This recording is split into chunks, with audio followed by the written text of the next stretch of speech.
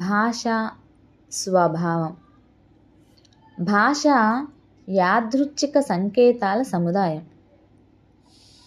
ప్రతి భాషలో కొన్ని పరిమిత ధ్వని సంకేతాలు మూలాంశాలుగా ఉంటాయి. ధ్వని సంకేతాల విభిన్న సముదాయాల పదాలుగా ఏర్పడతాయి. కొన్ని పదాలు అర్థవంతమైన కూర్పు వాక్యంగా ఏర్పడుతుంది.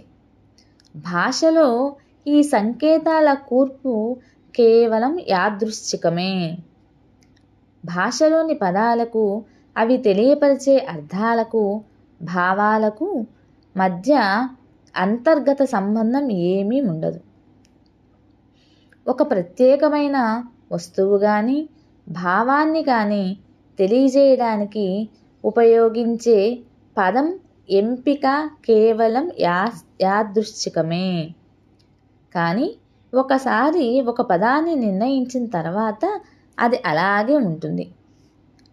ఫర్ ఎగ్జాంపుల్, కలము రాయడానికి ఉపయోగించే సాధనంగా సూచించడానికి యాదృచ్ఛికంగా ఏర్పడింది. అలా ఏర్పడడానికి ప్రత్యేక కారణం అంటూ ఉండదు. పుస్తకం, బల్ల అవి కూడాను. ఒక శిశువు నామకరణం చేసినప్పుడు అతనికి ఏదో ఒక పేరు పెడతారు. ఆ పేరు అతడి జీవితాంతం ఉండిపోతుంది. భాష యాదృచ్ఛికం కాకపోతే ప్రపంచంలో ఒకే ఒక భాష ఉండేది.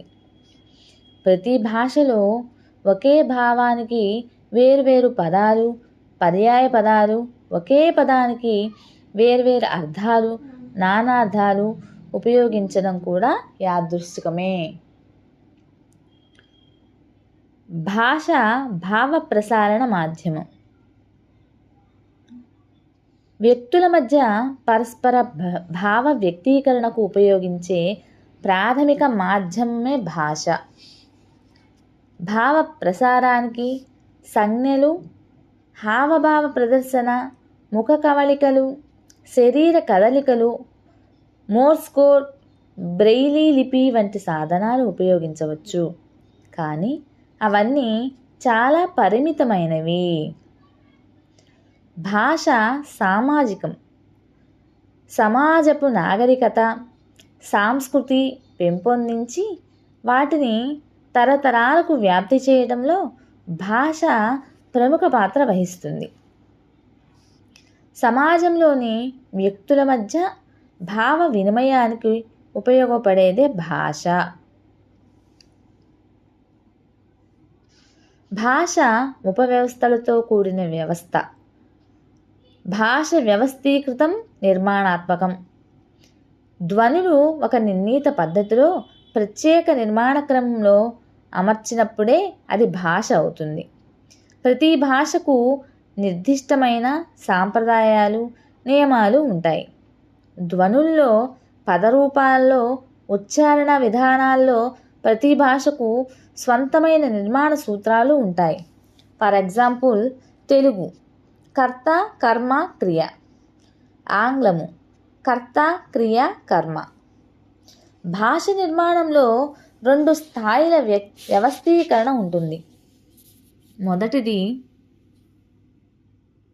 మొదటిది ధ్వనులు లేదా స్వర సంబంధమైన వ్యవస్థ. ఇది పదాలలో ధ్వనుల కూర్పు లేదా ఉచ్చారణను నిర్ణయిస్తుంది. రెండవది వాక్య నిర్మాణ క్రమానికి సంబంధించినది.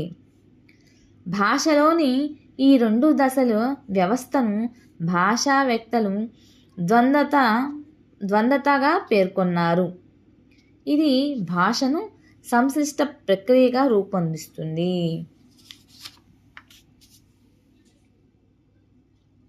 భాష కేవలం మానవులకు సంబంధించిన సహజాంతకం కాని ప్రక్రియ. భాష మానవులకు మాత్రమే స్వంతం. భాష అసహజాతమైంది అంటే ఇది శిశువుకు పుట్టుకతో సంక్రమించింది కాదు. శిశువు ఎదుగుతున్నప్పుడు తన చుట్టూ ఉన్న వ్యక్తులు మాట్లాడే భాషను విని అనుకరించడం ద్వారా భాషను అలవరుచుకుంటుంది. ఉదాహరణకు, ఒక భాషను మాట్లాడే కుటుంబంలో జన్మించిన శిశువు చిన్నప్పటి నుంచి వేరే భాష మాట్లాడే కుటుంబంలో పెరిగితే ఆ రెండో భాషనే నేర్చుకుంటారు. ఇదే సహజాతం కాదు అనడానికి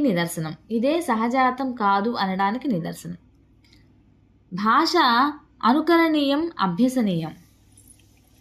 అనుకరణ, అభ్యసనం భాషలో అత్యంత ప్రధానమైన అంశాలు. వీటి ద్వారా వ్యక్తుల పరభాషలు కూడా నేర్చుకోగలుగుతారు. శిశువులు పెద్దలను అనుకరించి భాషను నేర్చుకుంటారు. భాష ప్రధానంగా మౌఖికం. భాష మొదటగా వాగ్రూపధనుల సముదాయం. వాగేంద్రియాల కదలికల ద్వారా పుట్టే ధ్వనులనే భాషకు మూలం. శిశువు మొదట నేర్చుకునేది మౌలిక భాష. ఒక వ్యక్తి జీవితకాలంలో లిఖిత రూప భాష కంటే ఎన్నో రెట్లు అధికంగా మౌఖిక భాష ఉపయోగిస్తాడు. ఫర్ ఎగ్జాంపుల్, నిరక్షరాస్యుడు మౌఖిక భాష ద్వారానే భావ ప్రసారణ వ్యవహారాలను నిర్వహిస్తాడు. మొదట లిఖిత రూప భాషకు మాత్రమే శాశ్వతం ఉండేది. నేడు ఆధునిక సాంకేతిక పరిజ్ఞానాల వల్ల వాగ్రూప భాషను కూడా ఎలక్ట్రానిక్ మాధ్యమంలో భద్రపరచగలుగుతున్నారు. భాష అర్థవంతం. భాష ఆవిర్భావానికి మూల కారణం భావ వినిమయం. ఒక నిర్దిష్ట క్రమంలో అమర్చబడిన ఒక భావాన్ని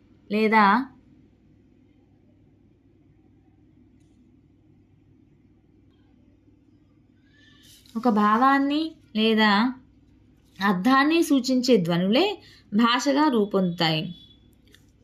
వక్త భాష ద్వారా ప్రకటించే భావాన్ని శ్రోత సులభంగా అర్థం చేసుకుంటాడు. కాబట్టి భాష అర్థవంతమవుతుంది. అన్ని వాగ్రూప ధ్వనుల భాష ధ్వనులు కావు. ధ్వనులు నిర్మాణ క్రమం వాటిని అర్థవంతం లేదా అర్థరహితం చేస్తుంది.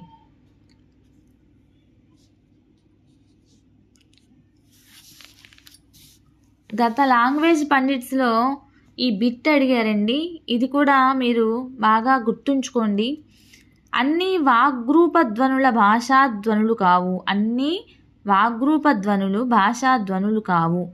వాటిని అర్థవంతం చేసేది పూర్వరంగం, శ్వాసక్రియ, నిర్మాణక్రమం, నాదాత. పూర్వరంగం, శ్వాసక్రియ, నిర్మాణక్రమం, నాదత. ఆన్సర్ నిర్మాణక్రమం. అన్ని వాగ్రూప ధ్వనుల భాషా ధ్వనులు కావు. అన్ని వాగ్రూప ధ్వనులు భాషా ధ్వనులు కావు. వాటిని అర్థవంతం చేసేది నిర్మాణక్రమం. నెక్స్ట్, భాషా సృజనాత్మకం, ఉత్పాదకం. భాషలోని నిర్మాణాంశాలను వినూత్న క్రమంలో విభిన్న శైలిలో అమర్చి అటు వక్త కానీ ఇటు శ్రోత కానీ అంతకుముందు వినని అర్థవంతమైన కొత్త పదాలను, భాషా ప్రయోగాలను సృష్టించవచ్చు. ప్రతి భాషలో పద్యం, గద్యం, కవిత, నాటకం వంటి అనేక సాహిత్య ప్రక్రియలు ఆవిర్భవించడానికి సృజనాత్మకత, ఉత్పాదకత లక్షణాలే ఆధారం. ఉదాహరణకు, అవధాన ప్రక్రియ కేవలం తెలుగు భాషకే స్వంతమైన సృజనాత్మక విశేషం. భాష పరిణామశీలి. భాష ఒక్క రోజులో సృష్టించింది కాదు. భాష మానవ పరిణామం. సమాజ సాంప్రదాయాల ద్వారా అభివృద్ధి చేస్తుంది. ఫర్ ఎగ్జాంపుల్, ప్రాచీన శాసనాల్లో తెలుగు పదరూపాలకు ఈనాటి పదరూపాలకు మధ్య ఎంతో భేదం ఉంది. భాషలో వివిధ మాండలికాలు ఏర్పడడం, మాండలికాల మధ్య భేదాలు పెరిగే కొద్దీ కాలక్రమంలో అవి భిన్న భాషలుగా ఎదగడం కూడా భాషా పరిణామశీలి అని చెప్పుకోవచ్చు.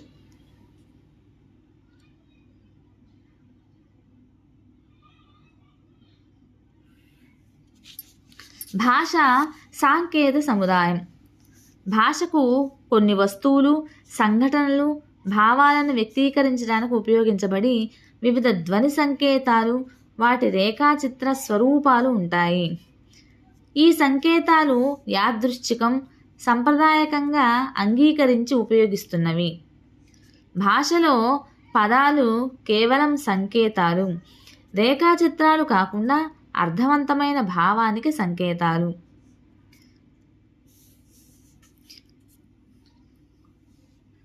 భాష ఇన్ని లక్షణాలతో కూడిన సంక్లిష్ట ప్రక్రియగా ఉండటం వల్ల ఫిత్ అనే భాషావేత్త భాషను బహుముఖ వ్యవస్థ అని వర్ణించాడు. ఇది 2018 డిఎస్సిలో వచ్చిందండి, గమనించగలరు. ఈ బిట్టుని బాగా గుర్తుపెట్టుకోండి.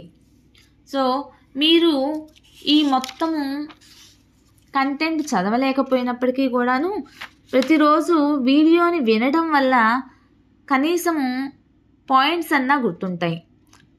సో మీరు ఇక ముందు ఎలాంటి వీడియోలు కావాలనుకుంటున్నారో నాకు కామెంట్ బాక్స్లో కామెంట్ చేయండి. నా వీలుని బట్టి మీకు కావాల్సినటువంటి వీడియోను నేను అప్లోడ్ చేయడానికి ప్రయత్నిస్తాను.